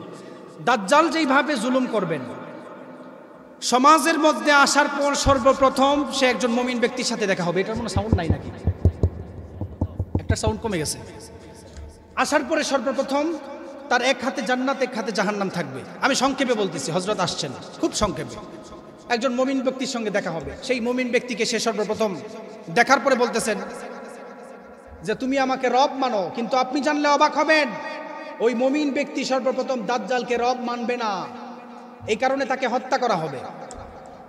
হত্যা করার পরে এলাকার মানুষকে বলবেন, এখন যদি তাকে আমি আবার জীবিত করতে পারি, তোমরা কে কে আমাকে রব মানবা? কিন্তু আপনি জানলে অবাক হবেন, দুঃখজনক বিষয়, দাজ্জাল ওই মানুষটাকে হত্যা করার পর আবার নতুন করে জীবিত করবেন। অধিকাংশ মানুষ ঈমান হারা হয়ে যাবে। যুবক উঠে দাঁড়ায় বলবেন, তুই আমারে এখন নতুন করে চিন্তা করছিস, এখন আমি ভালো করে বুঝতে পারছি যে আসলেই তুই দাজ্জাল। এখন আরো ভালো করে বুঝতে পারছি। এই জন্য কিতাবুল ফিতান নিয়ে আমাদের আলোচনার দরকার। কিরকম আপনাদেরকে বলে, আমাদের পুরা সমাজটাই দাজ্জালের ফিতনায় চলতেছেন। উদাহরণ দেই, শোনেন। দুনিয়ার অধিকাংশ টেকনোলজি, অধিকাংশ বিজ্ঞান দাজ্জালীয় ফিতনার উপর ভেসে আছেন। আপনাদেরকে উদাহরণ দিলে ভালো করে বুঝবেন। এই সাউন্ড নাই নাকি? আচ্ছা, মাইক যেরকম হোক, আপনারা শুনতেছেন তো? আপনারা শুনলে নতুন একটা তথ্য শুনেন। এই যুবক ভাইরা যারা আছো, তোমরা তো বিজ্ঞান জানো আলবার্ট আইনস্টাইনের মাধ্যমে, নাকি? বিজ্ঞান আপনি জানছেন আলবার্ট আইনস্টাইন, নিউটন, এদের মাধ্যমে। পৃথিবীর অধিকাংশ বিজ্ঞান দাজ্জালি ফিতনার মধ্যে আটকায় আছেন। কিরকম আপনাদেরকে উদাহরণ দিই। আলবার্ট আইনস্টাইন জন্মগ্রহণ করার পরে, গরিব ফ্যামিলিতে থাকার পরে, তার মা বাবা তাকে নিয়ে ইটালি চলে গেছে। গরিব, এখনো পর্যন্ত ইটালিকে গরিবের রাজধানী বলা হয়। স্টুডেন্ট বিষয় গেলে এখনো পর্যন্ত খুব কম টাকায় সেখানে পড়াশোনা করা যায়। আলবার্ট আইনস্টাইনের মা বাবা সেখানে চলে গেছেন। 1905 সাল থেকে সারা পৃথিবী আলবার্ট আইনস্টাইনকে চিনেন। দুঃখজনক বিষয় হচ্ছে 1900 সালেও আলবার্ট আইনস্টাইন বিভিন্ন বিশ্ববিদ্যালয়ে পরীক্ষা দিয়ে পাশ করতে পারেন নাই মেধাহীনতার কারণে। 1905 সালে থিওরি অফ রিলেটিভিটি, পারমাণবিক বোমার তথ্য দিয়েছেন। আপনি জানলে অবাক হবেন, মুসলিম দার্শনিকরা দাবি করেন আলবার্ট আইনস্টাইন দাজ্জালের অনুসারী হওয়ার কারণে অধিকাংশ বিজ্ঞানের থিওরি দাজ্জাল থেকে সে এগুলা গিফট পায়া মানুষদেরকে দিয়েছেন। আপনার কাছে এগুলো পাগলের মতো লাগতে পারে, বাস্তব বলতেছি আপনাদেরকে, শুনেন। আপনি আপনাকে নিয়ে গবেষণা করে, আমাকে নিয়ে গবেষণা করে, কারণ শয়তানের বিরুদ্ধে যেখানেই কথা হবে, শয়তানের চেলাপেলা সেখানেই গবেষণা করবে, ঠিক কিনা বলেন? জি, হযরত চলে আসছেন, আব্দুল বাতেন কাসিমি সাহেব হাফিজাহুল্লাহ চলে আসছেন। যারা এদিক সেদিক ঘোরাফেরা করতেছেন চলে আসেন, আমি বলে শেষ করে দিব। আপনি জানলে অবাক হবেন, দাজ্জালের ফিতনা নিয়ে যেখানে কথা হয় সেই জায়গা নিয়ে গবেষণা করা হয়। বর্তমান টেকনোলজির জমানা, স্যাটেলাইটের জমানা, আমরা কি বলতেছি না বলতেছি সবগুলা রেকর্ড হচ্ছে। আল্লাহর নবী বলছেন, শেষ জমানার মধ্যে মানুষ এমন ফিতনায় পড়ে যাবে, এইরকম কিছু কিছু অসাধু মিডিয়ার কারণে মুসলিম সমাজের মধ্যে কলঙ্কিত হবে, ঠিক কিনা বলেন? কিরকম আপনাদেরকে উদাহরণ দেই। স্যাটেলাইট উন্নত হওয়ার কারণে সারা পৃথিবীতে প্রায় 13,000 চ্যানেল চলতেছে। অধিকাংশ মিডিয়া এখন মুসলিম সমাজের বিরুদ্ধে কাজ করে কি করে না? করে। অধিকাংশ হলুদ মিডিয়া আছে যারা দাজ্জালের পক্ষে কথা বলে। শোনেন, অধিকাংশ মিডিয়া নায়ক নায়িকাদেরকে সুপারস্টার বলে, মিডিয়ায় ফিতনায় মানুষ পড়বে, নায়ক নায়িকাদেরকে সুপারস্টার বলে, কিন্তু সুযোগ পেলেই আলেমদেরকে জঙ্গিবাদ ট্যাগ লাগায়। আছে না নাই?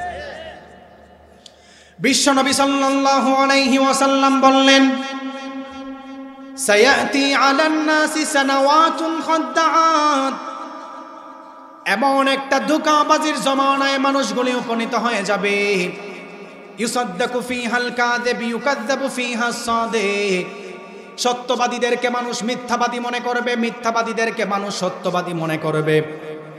সত্য মিথ্যা যাচাই করতে পারবে না। আপনি তাকায় দেখবেন আমাদের সমাজের মানুষ টেকনোলজির কারণে এখন সত্য মিথ্যাও ঠিক মতো যাচাই করতে পারে না। জোরে বলেন ঠিক কিনা? উদাহরণ দিই, সত্য মিথ্যা যাচাই করতে পারবে না। মুরব্বী চাচারা ভালো করে শোনেন, আর্টিফিশিয়াল ইন্টেলিজেন্স AI এর ফিতনার কারণে মানুষ এখন সত্য মিথ্যা যাচাই করতে পারে না। এমন এক জমানায় মানুষ উপনীত হয়েছে, অ্যাপসের মাধ্যমে এমন কিছু ভিডিও বানায়, হুবহুব আমার চেহারা, হুবহুব আপনার চেহারা দিয়ে ভিডিও বানায়া বিভ্রান্ত সৃষ্টি করতেছেন বর্তমানে। গতকালকেও গাজীপুর থেকে একজন মা আমাকে ফোন দিয়ে বলতেছেন, আপনারা হয়তো দেখছেন গাজীপুরে 13 বছরের এক মেয়ে আত্মহত্যা করছিল কিছুদিন আগে। ফোন দিয়ে বলতেছেন, AI দিয়ে আমার মেয়ের নামে খারাপ খারাপ ভিডিও বানায় ছাড়ছে, ফ্যামিলি পর্যন্ত আমরা তার অবিশ্বাস করছিলাম, ফাঁসি লেগে মারা গেছে। নাউজুবিল্লাহ পড়বেন না? কোন জমানায় পড়ছেন? মা বোন যারা টিকটক করেন, ফেসবুকে ছবি ছাড়েন, ভালো করে শুনেন, এই জমানা আসতেছে। আর বেশি দিন নয়, আপনার ছবি আপনার মা বোনদের ছবি দিয়ে তাদেরকে প্রতিনিয়ত ব্ল্যাকমেল করবেন, খারাপ খারাপ ভিডিও বানায়া। বর্তমান জমানার এরকম টেকনোলজির ফেতনা, এআই, আর্টিফিশিয়াল ইন্টেলিজেন্স। 1950 সালে অ্যালান টুরিং, জন ম্যাকার্থি ওনারা তৈরি করছেন। যে কারণে বলা হচ্ছে, রসুল বলছেন ধোঁকাবাজির জমানায় মানুষ উপনীত হবে, মানুষ সত্যবাদী মিথ্যাবাদী যাচাই করতে পারবে না। ইউসাদ্দাকু ফীহাল কাযিব ইউকাযযাবু ফীহাস সাদিক ওয়া ইউতামানু ফীহাল খায়েন ওয়া ইউখাওয়ানু ফীহাল আমিন। মানুষ আমানত খিয়ানতকারীকে আমানতদারি মনে করবে, আর আমানতদার মানুষদেরকে আমানত খেয়ানতকারী মনে করবে। আছে না না এরকম? বিশ্বনবী সাল্লাল্লাহু আলাইহি ওয়াসাল্লাম বললেন, মানুষরা একটা ফিতনার মধ্যে পড়ে যাবে, সত্য মিথ্যা যাচাই করতে পারবে না। আপনি তাকায় দেখেন, এআই এর মাধ্যমে এখন মানুষ সেটা সত্য মিথ্যা যাচাই করতে পারে না।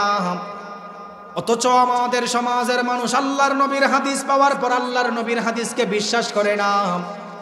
অথচ আমাদের সমাজের মানুষ কোরআন পাওয়ার পরে কোরআনকে বিশ্বাস করে না। আল্লাহর নবী বললেন, ও সাহাবায়ে কেরাম শোনো, এমন একটা জমানার মধ্যে মানুষগুলি উপনীত হয়ে যাবে, যেই জমানার মধ্যে লা ইয়াবকা মিনাল ইসলামি ইল্লা ইসমুহু, ইসলাম শুধু নামে থাকবে, ইসলাম কাজে থাকবে না। আপনি তাকায়া দেখেন, আমাদের সমাজের মানুষ শুধু ইসলাম নামে মানে, ইসলাম কাজে মানে না। ঘরের মধ্যে ইসলাম ঢোকাতে চায় না, নিজের মা বোনদেরকে পর্দা করাতে চায় না, সংসদে ইসলাম নেওয়ার জন্য চিন্তা করে না। এমন মানুষ আছে না নাই? কেন বললাম ইসলাম নাই? ভালো করে শোনেন। এই তিতাসপাড়া আল এহসান একাডেমি, এখানে আব্দুল বাতেন কাসিমি হাফিজুল্লাহ সহ আমিও যদি আগামী 100 দিন ওয়াজ করি, সুদ কি বন্ধ হয়ে যাবে? আরো জোরে বলেন। বা বিগত সময় এখানে ওয়াজ হওয়ার পরে সুদ কি বন্ধ হয়েছে? সুদ বন্ধ হয় নাই। তাহলে বোঝা গেল ওয়াজ করে সমাজের অধিকাংশ জিনিস সমাধান করা যায় না। ওয়াজ করতে করতে আমি মারা যাব, এলাকা থেকে পরকীয়া বন্ধ হবে না, ঠিক কিনা বলেন? ওয়াজ করতে করতে আপনি সব করবেন, এলাকা থেকে ঘুষ বন্ধ করতে পারবেন না। কিন্তু যখন আল কোরআনকে পার্লামেন্টে নিবেন, সমস্ত ব্যভিচার বন্ধ হয়ে যাবে, ঠিক কিনা বলেন? তাহলে বোঝা গেল ইসলাম শুধু নামে মানলেই হবে নাকি কাজেও রাখতে হবে? কাজেও যদি ইসলাম মানতে চান, অবশ্যই কোরআনকে পার্লামেন্টে আমরা নিতে চাই। কে কে নিতে চাই? দুইটা হাত তুলে আল্লাহকে দেখায় দেন, নারে তাকবীর। তাহলে ইসলামকে আমরা পার্লামেন্টে চাই কি চাই না? এখন ইসলামকে পার্লামেন্টে নিতে গেলে আমাদের সমাজের অধিকাংশ মানুষ আছে, হুজুর আপনি রাজনীতি করবেন, আপনার দরকার নাই। সমাজের যারা নেতা সাহেব আছে আইসা বুলেটিং মারে, বুলেটিং। ভালো করে শোনেন, হুজুররা আপনারা মাদ্রাসায় পড়ছেন, আপনারা ঝাড়ফুঁক দিবেন, আসছি একটা ফু দিবেন, একটা তাবিজ দিবেন, চলে যাবেন। আমাদের কাজ মসজিদ মাদ্রাসায়। এরকম কথা বলে কি বলে না? বলে কি বলে না? কিছু কিছু মানুষ এরকম বলে কি বলে না? শোনেন, মাত্র 2 মিনিটে একটা থিসিস আপনাদেরকে বলি, আমি আলোচনা শেষ করে দিব। আজকে থেকে 200 বছর আগেই আলেমরা যেন রাজনীতিতে যেতে না পারে, সংসদে যেতে না পারে, এটার ইতিহাস তারা ঘটাইছেন। যে কারণে আমাদের সমাজের অধিকাংশ উচ্চ শিক্ষিত মানুষ এখন হুজুররা রাজনীতি করুক, আলেমরা সংসদে যাক, এটা মানতে চায় না। আসে না না এরকম? আলেমরা সংসদে যাক, কে কে চান? দুইটা হাত তুলেন। আলেমরা সংসদে দেখতে চাই, কে কে? দুইটা হাত সুন্দর করে আল্লাহকে বলেন, আল্লাহ আমরা আলেমদেরকে সংসদে দেখতে চাই। আল্লাহ তাআলা কবুল করুন। এবার আসেন, রাজনীতি যারা করেন ভালো করে শুনেন, আপনাদের ভাষায় জবাব দিচ্ছি আপনাদেরকে। আজকে থেকে 200 বছর আগে ইংরেজরা যখন 190 বছর আমাদেরকে রাজত্ব করছেন, কত বছর? আরো জোরে বলেন, শিক্ষণীয় বিষয়, এগুলা কেউ বলবে কিনা জানি না, ভালো করে শুনে। 190 বছর ইংরেজরা যখন 190 বছর আমাদেরকে রাজত্ব করতে আসে, বাংলাদেশ সহ সাবকন্টিনেন্টাল দেশ, ভারত উপমহাদেশ সারা পৃথিবীর 7 নাম্বার ধনীর কাতারে ছিল। কত নাম্বার? তার মাধ্যমে বোঝা গেল বাংলাদেশ 7 নম্বর ধনীর কাতারে ছিল, আমরা ধনী ছিলাম। ইংরেজরা আমাদেরকে শাসন করার পরে আমরা গরিবের লিস্টে পড়ে গিয়েছি। ইংরেজদের কাছে যখন থিসিস গেল যে তোমরা তাদের সাথে যুদ্ধ করে পারো নাই, কি কারণে? ইংরেজদের কমান্ডার তাদের চিফ প্রধানকে বলেছিলেন যে স্যার, তাদের সঙ্গে আমরা ঈমানের যুদ্ধে হেরে গিয়েছি। সুবহানাল্লাহ বলবেন না? তাহলে বোঝা গেল ইংরেজরা আসার আগে আমাদের ঈমানের জোর বেশি ছিল, ঠিক কিনা বলেন? ইংরেজরা 1802 সালে 2 জন বড় বড় স্কলাস্টিক বডি বানাইছেন, Joseph Schacht, Goldziher, mister Arberry Nicholson. বই লিখেছেন an introduction to Islamic law. বিশেষ করে যারা উচ্চশিক্ষিত মানুষ, টরন্টো ইউনিভার্সিটি, বোস্টন ইউনিভার্সিটি, বিভিন্ন ধরনের বড় বড় ইউনিভার্সিটিতে পড়াশোনা করেন, সেখানের মধ্যে যারা রাজনীতির উপর গবেষণা করেছেন তারাই বাংলাদেশে আসার পরে বলে আলেমরা রাজনীতি করার দরকার নাই। ভালো করে শুনেন, an introduction to Islamic law বই লিখেছেন মুহাম্মদ সাল্লাল্লাহু আলাইহি ওয়াসাল্লামের রাজনীতির ব্যাপারে। সেখানে বই লিখতে গিয়ে একজন ইহুদি বইটা লিখতে গিয়ে সর্বপ্রথম নবীর সুনাম করছেন যে শেষ নবীর মতো রাজনীতিবিদ আর কেউ নাই। সুবহানাল্লাহ পড়বেন না? এখন তো সুবহানাল্লাহ পড়ছেন, একটু পরে নাউজুবিল্লাহ একটু জোরে বললেন। মধ্যখানে গিয়ে বলছেন নবী মুহাম্মদ সাল্লাল্লাহু আলাইহি ওয়াসাল্লাম যেই আদলে রাজনীতি করেন, নববী আদলে রাজনীতি করেন, এই রাজনীতি যদি সংসদ পর্যন্ত যায়, কোনো পার্লামেন্টে যায়, তাহলে ওই সমাজের মানুষ কখনো শান্তি পাবে না। এই উচ্চশিক্ষিত মানুষ যখন Boston university, Toronto university, Oxford university, আমি নাম বলতেছি, কত নাম্বার লাইব্রেরির কত নাম্বার সেকশনে পাবেন, যাদের দরকার আমার থেকে নিয়ে যাবেন, প্রত্যেকটার গবেষণা থিসিস আমার কাছে আছে। বিশ্ববিদ্যালয়ে থাকা অবস্থায় আল কোরআন ওয়াল মুস্তাশরিকুন ইসতিশরাক সম্পর্কে গবেষণা করতে গিয়ে আমরা এই থিসিস খুঁজে পেয়েছি। আমি যখন থিসিস করি আল খালিকু ওয়া ইলমুল কাউনিয়াত, স্রষ্টা ও সৃষ্টি তত্ত্বের উপর, এই থিসিস সামনে তুলে ধরেছি। শোনেন ভালো করে। উচ্চশিক্ষিত মানুষ এই বই পড়ার পরে আসে মসজিদে, বলে আমরা সংসদে যেতে চাই, হুজুররা রাজনীতির দরকার নাই, আপনি ঝাড়ফুঁক নিয়ে বসে থাকেন। ঠিক কিনা বলেন? তাহলে বোঝা গেল যারা ইহুদিদের বই পড়ার পরে ওলামায়ে কেরামদেরকে সংসদে যাওয়ার জন্য বাধা দেয়, তারা ইহুদিদের মতো কোলাঙ্গার ছাড়া কিছু না। ঠিক কিনা বলে? তারা কোলাঙ্গার। ভালো করে শুনেন, রাজনীতি আমাদেরকে শেখায় রাসূল সাল্লাল্লাহু আলাইহি ওয়াসাল্লামের চাইতে সবচাইতে বড় রাজনীতিবিদ দুনিয়াতে আর কেউ আসবে না। ঠিক কিনা বলে? নবী আসলে নবীর আদলে, নববী আদলে যখন রাষ্ট্র কায়েম হবে, যখন আইন করা হবে, সমাজে আর কেউ পরকিয়া করবে না। ঠিক কিনা বলেন? নববী আদর্শ যদি বাংলাদেশের পার্লামেন্টে থাকে, ভালো করে শুনেন, সমাজে যদি চুরি করে হাত কেটে দেওয়া হবে, একটা চোরও খুঁজে পাওয়া যাবে না। ঠিক কিনা বলেন? নবীর আদর্শ যদি সংসদে থাকে, পরকিয়া তো দূরের কথা, ঘর থেকে মহিলা বের হবে না। অধিকাংশ মানুষ বলেন, এই যে আমাদের মুস্তাক ফৈজি সাহেব মাঝে মধ্যে বলেন যে ইসলামী আইন যদি সমাজে পাশ হয়, মা বোনদেরকে মনে হয় হুজুররা বুরকা পরাবেন। আমি তার বাসায় বলি, আসলেও আমরা কাপড়ের দোকান নিয়ে বসছি না আপনাদেরকে বাইটা বাইটা দেওয়ার জন্য। ইসলামী আইন আসলে আপনি অটোমেটিক ঘরের ভিতরে থাকবেন, পর্দা মেনটেন করবেন। ঠিক কিনা বলেন? নবীর আদর্শ অনুযায়ী পার্লামেন্টে যায়, কেন বলে হুজুররা যাওয়ার দরকার নাই?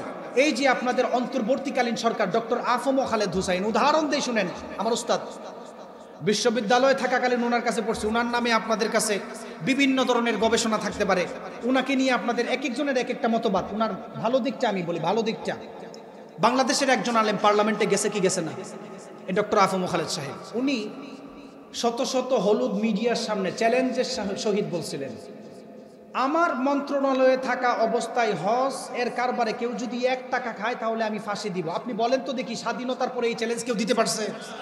বলেন তো দেখি। তাহলে বোঝা গেল আলেমরা গেলে ইনসাফ হবে, আলেমরা গেলে মদখুরের সমস্যা হবে, মদখুরের সমস্যা। ঠিক কিনা বলেন?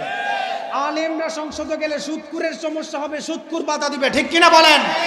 আলেমরা সংসদে গেলে কিছু কিছু বেপরদা নারীর সমস্যা হবে। ঠিক কিনা বলেন? এজন্য আলেমরা সংসদে যাক। যেই সমস্ত মানুষ ওলামায়ে কেরামদেরকে দেখলে নাক ছিটকায়, যেই সমস্ত মানুষ, জি আচ্ছা প্রধান মেহমান চলে আসছেন, যেই সমস্ত মানুষ আলেমদেরকে দেখলে নাক ছিটকান, ভালো করে শুনেন, আপনি আলেমদেরকে নিয়ে কটূক্তি করবেন, ইহুদিদের মতো লাঞ্ছিত, ইহুদিদের মতো গজব আপনাদের উপর পড়বে। এজন্য দেখেন, উস্তাদ চলে আসছেন, আলোচনা করবেন। আমি আপনাদের সামনে যেই কথাগুলি বলছি, আল্লাহ তাআলা সেই কথাগুলির উপর আপনাকে আমাকে আমল করার তৌফিক দান করুন। আমিন। ওয়া আখিরু দাওয়ানা আলহামদুলিল্লাহি রাব্বিল আলামিন। আসসালামু আলাইকুম।